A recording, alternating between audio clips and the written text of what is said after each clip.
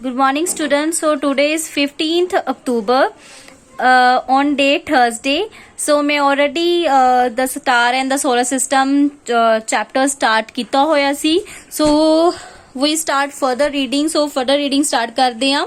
So ਕੱਲ ਮੈਂ Mars discuss ਕੀਤਾ ਸੀ. So ਅੱਜ ਮੈਂ Jupiter ਤੋਂ start ਕਰਨ ਜਾ ਰਹੀ ਹਾਂ. So Jupiter is the largest planet of the solar system. Jupiter ਜੋ ਆ ਉਹ largest planet ਆ solar system the. So it is so large that about 1300 Earths can be placed inside the giant planet. So ਕਹਿੰਦੇ Jupiter ਦਾ size ਇੰਨਾ ਕੁ ਜ਼ਿਆਦਾ ਹੈ ਕਿ ਉਹਦੇ ਵਿੱਚ 1300 ਜਿਹੜੀ ਅਰਥ ਹੈ ਉਹਦੇ ਵਿੱਚ ਆ ਸਕਦੀਆਂ ਨੇ. So it means the mass of Jupiter is about 318 times. ਅਰਥ ਨਾਲੋਂ 318 times size ਉਹਦਾ ਜ਼ਿਆਦਾ ਹੈ. So it rotates very rapidly on its axis. ਇਹ ਬਹੁਤ ਹੀ speed ਦੇ ਨਾਲ rotate ਕਰਦੀ ਹੈ. So Jupiter has a large number of satellites. So Jupiter को बहुत सारे satellites ने. So it also has a faint rings around it. So कहते हैं कि जो Jupiter हैगा वा ਉਹਦੇ ਆਸੇ ਪਾਸੇ ਅਗਰ ਇਹ Jupiter ਆ ਤੇ ਉਹਦੇ ਆਸੇ ਪਾਸੇ ਬਹੁਤ ਹੀ faint ਲਾਈਟ ਕਲਰ ਬਹੁਤ ਹੀ ਫੇਂਟ ਜਿਵੇਂ ਤੁਹਾਨੂੰ ਅਗਰ ਥੋੜਾ ਜਿਹਾ ਦਿਖਦਾ ਹੋਵੇ ਤਾਂ ਇੱਥੇ ਫੇਂਟ ਜੋ ਹੈ ਉਹ ਤੁਹਾਨੂੰ ਰਿੰਗ ਦਿਖੇਗੀ ਦੇ ਆਸੇ ਪਾਸੇ ਇੱਕ like that note like that this like okay. So this is a Saturn but similar Jupiter ਵੀ ਹੁੰਦਾ ਹੈ ਥੋੜੀ ਆਸੇ ਪਾਸੇ ਦੇ ਰਿੰਗ ਹੁੰਦੀ ਆ. So Jupiter as it appears quite bright in sky coffee bright ਦਿਖਦਾ ਹੈ. If you observe it with the help of telescope ਦੇ ਨਾਲ ਦਿਖਦੇ ਹੋ you can see 4 of its large moons. ਤੁਹਾਨੂੰ ਉਹਦੇ ਲਾਗੇ 4 moons ਦਿਖਣਗੇ. ਠੀਕ ਹੈ. So see ਦਿਖਾਇਆ ਹੋਇਆ ਉਹਨਾਂ ਨੇ telescope the view 1 2 3 and 4. okay. So next planet is Saturn ਜਿਹਨੂੰ ਅਸੀਂ ਸ਼ਨੀ ਬੋਲਦੇ ਹਾਂ. Beyond Jupiter is Saturn. So Jupiter ਤੋਂ ਬਾਅਦ ਕੀ ਆਂਦਾ ਹੈ Saturn.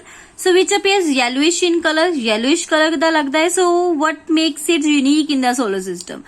So ਕਹਿੰਦੇ ਕੀ ਇਹਨੂੰ ਅਲੱਗ ਬਣਾਉਂਦਾ ਹੈ solar system ਚ is its beautiful rings. ਕਹਿੰਦੇ ਜੋ ਇਹਦੇ ਆਸੇ ਪਾਸੇ beautiful rings ਨੇ. ਠੀਕ ਹੈ like that this image. okay. So ਇਸ ਕਰਕੇ these rings are not visible with the naked eye. ਤੁਸੀਂ naked eye ਨਾਲ ਤੁਸੀਂ ਨਹੀਂ ਦੇਖ ਸਕਦੇ ਹੋ. So you can observe them with the small telescope. telescope ਦੀ ਜ਼ਰੂਰਤ ਨਾ ਹੀ ਤੁਸੀਂ ਇਹਨੂੰ ਦੇਖ ਸਕਦੇ ਹੋ. Saturn also has a large number of satellites. ਇਹਦੇ ਕੋਲ ਵੀ ਬਹੁਤ ਸਾਰੇ satellites ਨੇ. So one interesting thing about Saturn is that it is the least dense among all the planets. So its density is less than of water. ਸੋ ਕਹਿੰਦੇ ਕਿ ਅਗਰ ਬਹੁਤ ਹੀ interesting ਚੀਜ਼ ਆ ਕਿ ਜੋ ਇਹਦੀ ਡੈਂਸਿਟੀ ਆ ਉਹ ਵਾਟਰ ਨਾਲੋਂ ਵੀ ਬਹੁਤ ਘੱਟ ਹੈ ਇਸ ਪਲੈਨਟ ਦੀ. So next is Uranus and Neptune. So these are the outermost planet of the solar system. Solar system ਦੇ ਆਊਟਰਮੋਸਟ ਪਲੈਨਟ ਹੈਗੇ ਨੇ ਲਾਸਟ ਵਾਲੇ. So they can be seen only with the help of large telescope because earth ਤੋਂ ਦੂਰ ਹੋਣ ਕਰਕੇ ਤੁਹਾਨੂੰ ਇਹ ਕਾਫੀ ਜ਼ਿਆਦਾ ਦੂਰੀ ਤੇ ਦਿਖਣਗੇ. So like Venus Uranus also rotate from east to west. Venus ਵਾਂਗੂ ਇਹ ਵੀ ਈਸਟ ਟੂ ਵੈਸਟ ਹੀ ਮੂਵ ਕਰਦੇ ਨੇ. ਐਂਡ ਇਹਦੇ ਕੁਝ ਰਿਮਾਰਕੇਬਲ ਫੀਚਰ ਨੇ ਲਾਈਕ ਹਾਈਲੀ ਟਿਲਟਿਡ.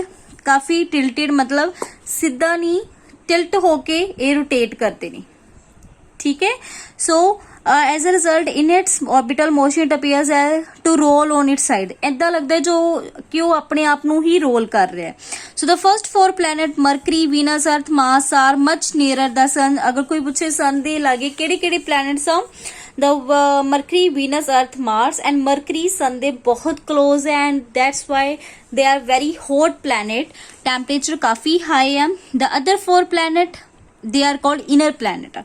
ਸੋ ਇਹ ਜਿਹੜੇ ਬਾਕੀ ਦੇ ਪਲੈਨਟ ਆ ਠੀਕ ਹੈ ਉਹ ਕੀ ਹੈਗੇ ਨੇ ਜੋ ਸਨ ਦੇ ਦੂਰ ਆ that is called inner planet. So the inner planet have very few moons. inner planets को बहुत few moons ਨੇ. So the planet outside the orbit ਜੋ orbit ਤੋਂ outside ਤੇ ਹੈਗੇ like a Mars ਜੋ ਅਰਥ ਦੀ orbit ਤੋਂ ਬਾਹਰ ਨੇ. outside the orbit ਮਤਲਬ ਜੋ ਅਰਥ ਦੀ orbit ਤੋਂ ਬਾਹਰ ਨੇ ਕਿਹੜੇ ਨੇ Mars, Jupiter, Saturn, Uranus. Neptune are much farther off than inner planets. So Neptune ਤਾਂ ਬਹੁਤ ਹੀ ਕਹਿੰਦੇ ਦੂਰ ਆ. So they are called outer planet ਬੋਲਿਆ ਜਾਂਦਾ ਹੈ. ਇਹਨਾਂ ਦੇ ਕੋਲ ਰਿੰਗ ਹੁੰਦੀ ਆ ਠੀਕ ਹੈ ਐਂਡ ਬਹੁਤ ਜ਼ਿਆਦਾ ਮੂਨਸ ਹੁੰਦੇ ਆ large number of moon. So some other members of the solar system ਕੁਝ ਹੋਰ ਵੀ members ਨੇ solar system ਦੇ. So there are some other bodies which revolve around the sun. sun ਦੇ ਆਸ-ਪਾਸ ਸਿਰਫ planets ਨਹੀਂ move ਕਰਦੇ ਹੋਰ ਵੀ ਬੜੀਆਂ ਚੀਜ਼ਾਂ move ਕਰਦੀਆਂ ਨੇ. So let us discuss. First is asteroids. Asteroids ਕੀ ਹੁੰਦੇ ਨੇ? So there is a large gap in between the orbit of Mars and Jupiter. ਅਗਰ ਤੁਸੀਂ Mars and Jupiter ਨੂੰ ਦੇਖੋ, so ਮੈਂ ਤੁਹਾਨੂੰ ਸੋਲਰ ਸਿਸਟਮ ਦਿਖਾਉਣ ਜਾ ਰਹੀ ਹਾਂ.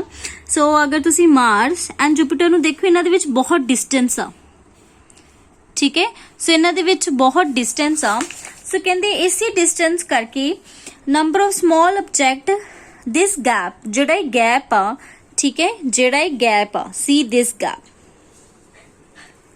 ਸੋ ਜਿਹੜਾ ਜੁਪੀਟਰ ਐਂਡ ਮਾਰਸ ਚ ਜਿਹੜਾ ਇਹ ਗੈਪ ਆ,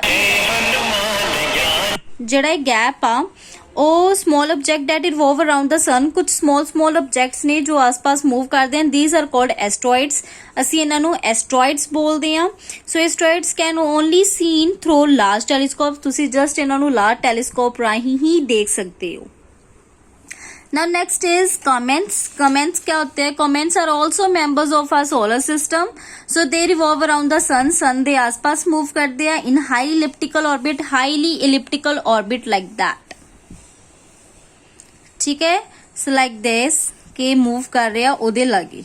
कि अगर ये orbit ਆ, ठीक है, ये orbit है ਤੇ ਇਹਦੇ ਲਾਗੇ move ਕਰ ਰਹੇ ਆ. So their period of revolution around the sun is usually very long.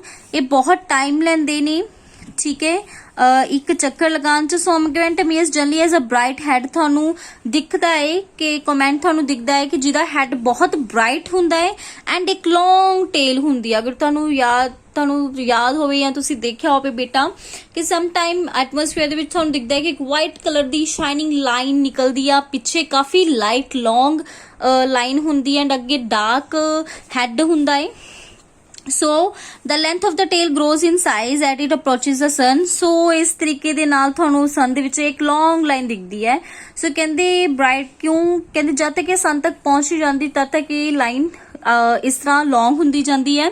So the tail of the comet is always directed away from the sun. ਜਿਹੜੀ tail ਆ ਹਮੇਸ਼ਾ ਸੂਰਜ ਤੋਂ ਦੂਰ ਹੁੰਦੀ ਹੈ and head ਸੂਰਜ ਦੇ ਕੋਲ ਹੁੰਦਾ ਹੈ. So many comets ਜੋ ਅਸੀਂ ਦੇਖੇ such as ਸਭ ਤੋਂ famous that is a Halley's comet, so which appears after nearly 76 years. 76 years ਬਾਅਦ ਹੀ Halley's comet ਦਿਖਦਾ ਹੈ. ਮਤਲਬ ਉਹਨੂੰ 76 years ਲੱਗਦੇ ਆ ਇੱਕ ਚੱਕਰ ਲਗਾਉਣ ਦੇ. So it was last seen in 1986. Last ਇਹਨੂੰ 1986 ਚ ਦੇਖਿਆ ਗਿਆ ਸੀ. So when Halley's comet will be visible again? ਅਗਰ 1986 ਦੇ ਵਿੱਚ 76 year ਬਾਅਦ ਦਿਖਣਾ ਹੈ. 1986 ਚ ਇੱਕ ਵਾਰੀ ਦਿਖ ਚੁੱਕਾ ਹੈ. आफ्टर 72 years बाद देख लो कदों दिखेगा थानू. सो इतना टाइम वो लेंदा है रिवॉल्व करन च. So next is meteors and meteoroids. So at night when the sky is clear, जो sky clear ਹੁੰਦਾ and the moon is not there, moon नहीं ਹੁੰਦਾ, see by bright streaks of the light in the sky. So these are commonly known as shooting star. So ਇੱਕਦਮ ਜਿਵੇਂ ਆਪਾਂ ਕਹਿੰਦੇ ਨਾ ਪੰਜਾਬੀ ਚ ਬੋਲਦੇ ਆ ਕਿ ਤਾਰਾ ਟੁੱਟਦਾ ਹੈ ਨਾ, ਸੋ ਅਸੀਂ ਉਹਨੂੰ shooting star ਬੋਲਦੇ ਆ. So that is meteors and meteoroids ਹੁੰਦੇ ਨੇ. So although they are not stars, ਵੈਸੇ ਉਹ stars ਨਹੀਂ ਹੁੰਦੇ, ਠੀਕ ਹੈ, they are called meteors. ਉਹ meteors ਹੁੰਦੇ ਨੇ ਬੇਟਾ.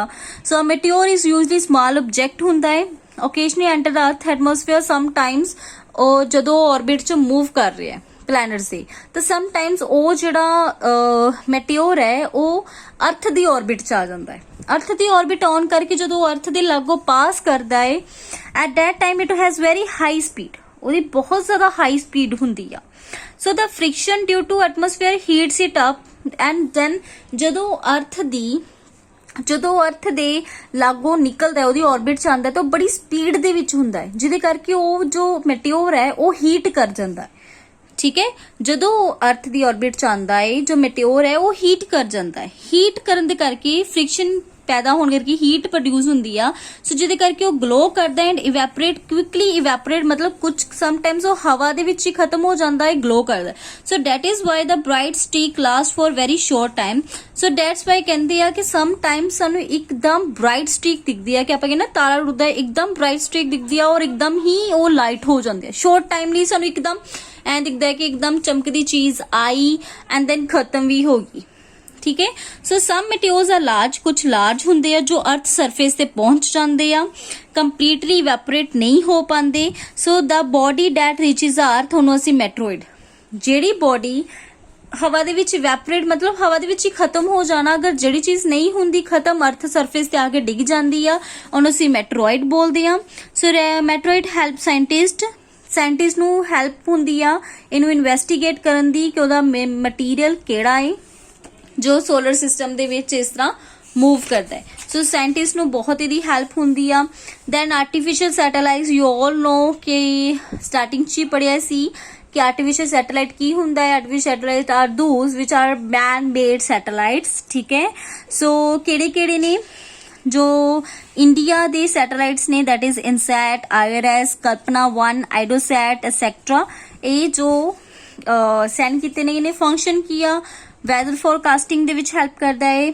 ਟੈਲੀਵਿਜ਼ਨ ਟਰਾਂਸਮਿਸ਼ਨ, ਟੈਲੀਵਿਜ਼ਨ ਦੇ ਸਿਗਨਲਸ ਕੈਚ ਕਰਨ 'ਚ ਹੈਲਪ ਕਰਦਾ ਹੈ। ਰੇਡੀਓ ਸਿਗਨਲਸ ਕਮਿਊਨੀਕੇਸ਼ਨ 'ਚ ਹੈਲਪ ਕਰਦਾ ਹੈ। ਰਿਮੋਟ ਸੈਂਸਿੰਗ 'ਚ ਹੈਲਪ ਕਰਦਾ ਹੈ। ਸੋ what is remote sensing? Remote sensing ਮਤਲਬ ਕਿ ਤੁਹਾਨੂੰ ਜਿੱਥੇ ਵੀ ਤੁਸੀਂ ਵਰਡ ਤੇ ਹੋ ਤੁਹਾਨੂੰ ਪਤਾ ਲੱਗ ਜਾਂਦਾ ਹੈ ਕਿ ਕਿੱਥੇ ਅੱਗ ਲੱਗੀ ਹੈ ਕਿੱਥੇ ਨਹੀਂ ਲੱਗੀ। ਸੋ ਸੈਟੇਲਾਈਟ ਉਹ ਪਿਕਚਰਸ ਕੈਚ ਕਰਦਾ ਰਹਿੰਦਾ ਹੈ, ਠੀਕ ਹੈ। So this is a remote sensing, ਕਿ ਸੈਟੇਲਾਈਟ ਦਾ ਰਿਮੋਟ ਸੈਂਸਿੰਗ ਵੀ ਇੱਕ ਪਾर्ट ਹੁੰਦਾ ਹੈ। So this is all about the sun and the star and the solar system chapter. So ਮੈਂ ਤੁਹਾਨੂੰ ਐਕਸਟਰਾ ਕੁਐਸਚਨਸ ਆਲਰੇਡੀ ਭੇਜ ਚੁੱਕੀ ਸੀ, ਦੈਟ ਇਜ਼ ਅ 9 ਕੁਐਸਚਨਸ, ਠੀਕ ਹੈ। ਸੋ ਨਾਓ I send you a text question to my back exercise the text question page ਰਹੀ ਹਾਂ। So do that questions on copy and revise also। and solar system ਦੀ ਬੇਟਾ ਤੁਸੀਂ neat and clean diagram ਆਪਣੀ copy ਤੇ ਡਰਾ ਕਰਨੀ ਆ, ਜਿਸ ਤਰ੍ਹਾਂ ਇਹਨਾਂ ਨੇ ਡਰਾ ਕੀਤੀ ਹੈ ਸਿਮਿਲਰਲੀ ਤੁਸੀਂ ਡਰਾ ਕਰੋਗੇ ਐਂਡ ਹੋਪ ਕਿ ਉਹ ਬਹੁਤ ਨੀਟ ਐਂਡ ਕਲੀਨ ਹੋਏਗੀ। ਥੈਂਕ ਯੂ ਬੇਟਾ, ਹੈਵ ਅ ਨਾਈਸ ਡੇ।